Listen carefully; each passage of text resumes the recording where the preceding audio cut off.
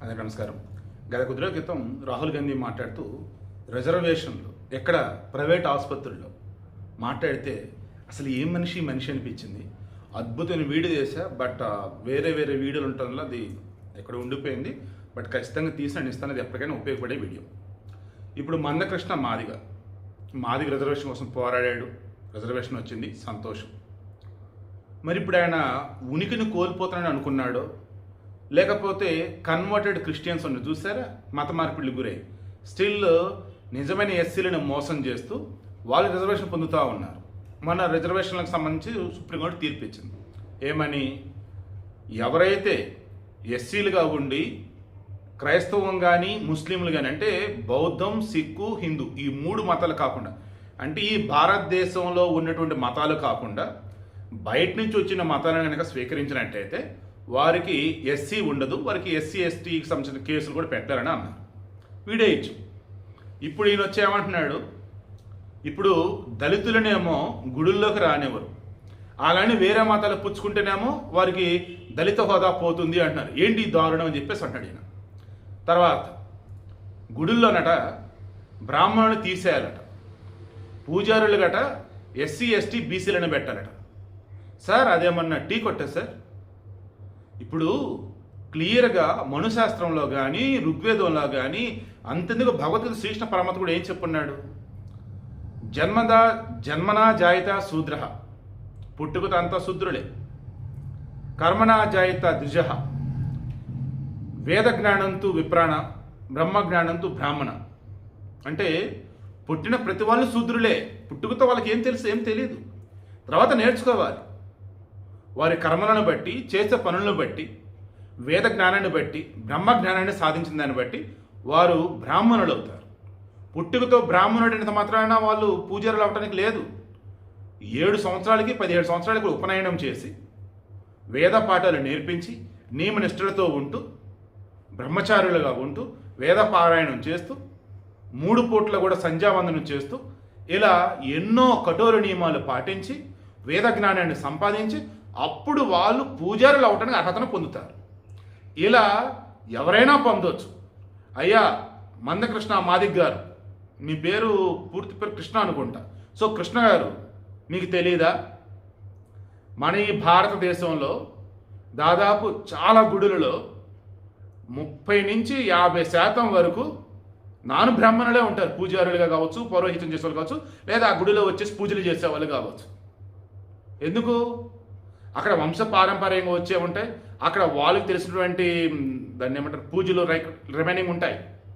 అక్కడ వేద జ్ఞానం అవసరం లేదు. అలా ఎన్నో గుడులు ఉన్నాయి. ఎక్కడైతే వేద జ్ఞానం, ఆగమ నియమాలు ఇవన్నీ తెలిసి ఉండాలో అక్కడ మాత్రమే పూజారులు అన్న వాళ్ళు వేద పాఠశాలలో వేద విద్యను అభ్యసించిన వాళ్ళు అయి ఉండాలి. అలా వేద విద్యను అభ్యసించే వాళ్ళు వేద పాఠశాలలో ఇప్పుడు ఎస్సీ ఎస్టీ బీసీ ఓసీ అందరూ ఉన్నారే. పర్టికులర్గా ఎక్కడ ఎవరు నా పేరు నేర్చుకుంటానన్నప్పుడు, నేను పురోహితుని అవుతాను అనుకున్నప్పుడు చిన్నప్పటి నుంచి కూడా ఆ వేద పాఠశాలలు చేసి వారు రకంగా తయారు చేస్తే వాళ్ళు పౌరోహిత్యం ఇస్తారు, పూజారిగా ఉండొచ్చు. ఎవరు ఆపుతున్నారు? దీనికి ఎందుకండి బ్రాహ్మణులు తొలగించాలి, బ్రాహ్మణులు పడుతుంటారు.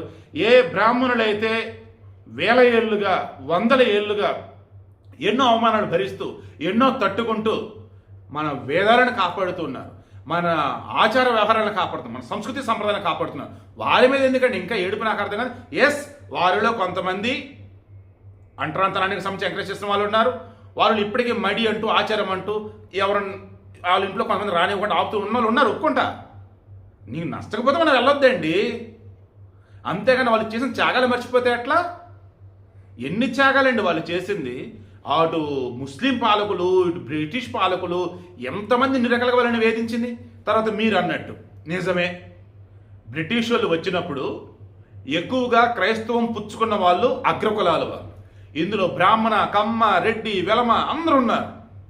వీళ్ళు ఏం చేశారు, ఆ క్రైస్తవం పుచ్చుకున్న తర్వాత వాళ్ళు వచ్చే క్రిస్టియన్ ఫండ్స్ని, విదేశాల ఫండ్స్ వీళ్ళు బొక్కుతూ ఈ పేదవాళ్ళు ఉన్నారు చూసారా, ఈ పేదవాళ్ళు కూడా క్రైస్తవంలోకి మార్చి వాళ్ళని మార్చి వారిని ఎప్పట్లాగా మరల వీళ్ళ కింద పెట్టేసుకుంటూ ఉన్నారు.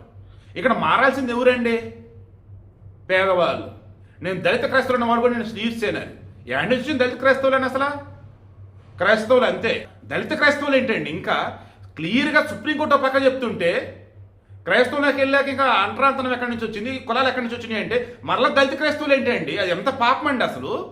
క్రైస్తవులు మారాకూడ మీరు దళితులు రాడు ఉండండిరా. నిన్న ఎక్కడో చూశారండి, వాళ్ళు ఎస్సీ దళిత క్రైస్తవులు చెప్పి చర్చిలోకి రానివ్వలేదంట. ఎంత పాపం అండి అసలు. మరలా మీరు వచ్చి మేము దళితుల పక్షాన ఉన్నామంటూ మరలా దళిత క్రైస్తవులు అంటూ మీరు మీ మీద తగ్గిస్తారేంటండి? గర్వంగా చెప్పండి క్రైస్తవులని. మరలా దళిత క్రైస్తవులు, అగ్రకుల క్రైస్తవులు ఏంటండి దారుణం? ఎవరైతే దళిత క్రైస్తవులు అని చెప్పేసి పేదవారిని ఈ రకంగా వేరు చేస్తున్నారో వారి మీద కేసులేండి ముందు వెళ్ళి మీరు. దళిత క్రైస్తవులు ఏంటి? మేము క్రైస్తవులు అంటే ఒకటే కోట్లు కూడా ఇదే చెప్పిందని. దళిత క్రైస్తవులు ఏంటండి దుర్మార్గం? అదేమంటే వాళ్ళు పబ్బం కట్టుకోవడానికి వాళ్ళ గుర్తింపు కోసం మిమ్మల్ని ఏమార్చి ఈ రకం చేస్తున్నారు వాళ్ళు. ముస్లింలు అంటే ముస్లింలు అంతే. పేద ముస్లింలు, డబ్బున్న ముస్లింలు, దళిత ముస్లింలు ఇలా ఉండరు. ముస్లింలు అంతే. హిందువులు అంటే హిందువులు అంతే. హిందువుల్లో కూడా కులాలు ఉంటాయి అంతే. ఎస్, మందకృష్ణ మాదిగో మాట అన్నారు. ఈ కుల నిర్మూలన సాధ్యం కానంత కాలం ఈ దేశంలో సమస్యలు ఉంటాయండి. అది అగ్రీ చేస్తాం మరలా. సో వీడియో కొంచెం ఎమోషన్ అయ్యాను. ఎవరైనా బాధపడంటే క్షమించాలి. బట్ నాకు ఇంటెన్షన్ ఒకే ఒకటి.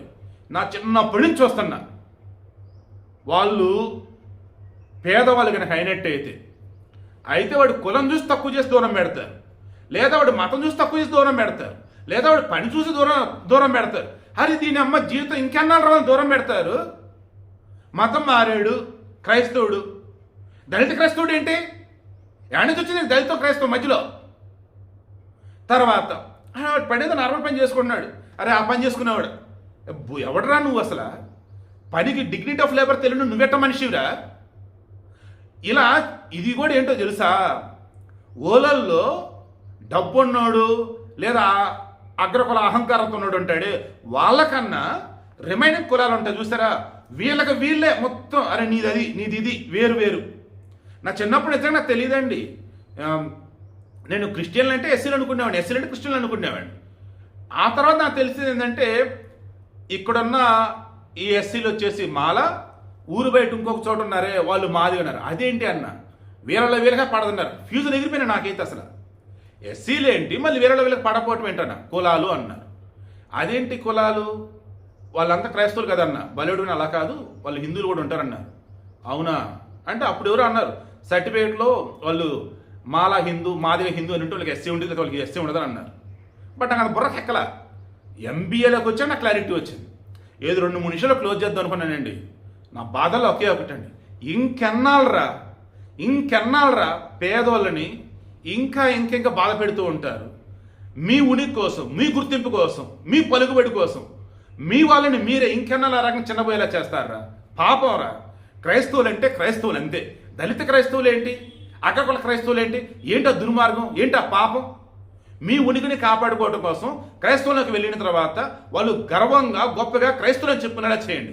అంతే తప్ప మేము దళిత క్రైస్తవులం ఈయన మరలా అక్కడ ఫీలింగ్ వెరీ వెరీ బ్యాడ్ అండి. నేను వచ్చేసి ఈ పౌరహిత్యం గురించి చెప్తున్నప్పుడు నాకు ఇది ఇక్కడ సింక్ అయిపోయింది. వీడియో కండిషన్ మీకు అర్థమైంది కదా. దయచేసి ఇంకెప్పుడు కూడా పేదవారిని ఏదో ఒక పేరుతో బలి చేయకండి. మీ గుర్తింపు కోసం మీ పేదలని మీరు అన్యాయంగా బలి చేయకండి. ఇక మా కృష్ణ గారు మీరు అన్నట్టు మందకృష్ణ గారు బ్రాహ్మణులు కాదు, ఇక్కడ పుట్టుకది ఎవడో బ్రాహ్మణుడు కాదు, పుట్టుకతో వచ్చేసి అంతా శుద్రులే. వేద పాఠశాలలో వేదాధ్యయనం చేసిన వాళ్ళు ఎవరైతే ఉన్నారో ఎస్సీ, ఎస్టీ, బీసీ, ఓసీ ఎవరైనా సరే పూజారులుగా ఉండొచ్చు, గర్భగుడిలో పూజలు చేయొచ్చు. అది మీరు తెలుసుకోవాలి. అలా కాకుండా రిజర్వేషన్ వారీగా గుళ్ళో పూజారులు నియమించాలంటే ఏం అర్హత ఉందని నియమిస్తారు పూజారుల్ని? ఫస్ట్ అది తెలుసుకోండి ప్లీజ్. మీరంటే నాకు చాలా రెస్పెక్ట్. అండ్ దయచేసి మీరు కూడా దళిత క్రైస్తవులను వాడుతున్నారు, ఆ పదం వాడకండి. మీకు తెలుసు కదా అంటరానితనం అనేది ఎలా ఏంటండి. దళిత క్రైస్తవులు అన్నప్పుడు ఎగైన్ మళ్ళీ క్రైస్తవులు ఉంటే వారు ఒక వేరు చేయటం కాదా? ఆలోచించండి. మీ వెనుకబాటుతనాన్ని మీరు పోగొట్టుకుంటూ ఈరోజు ఎదుగుతూ ఉన్నటువంటి రోజులలో ఎగైన్ అండ్ ఎగైన్ మరలా దళిత క్రైస్తవులు అంటూ మతం మారినటువంటి వారిని కూడా ప్రత్యేకించి చూడాలి అంటే తప్పండి, అది పాపమండి. అలా చేయకండి.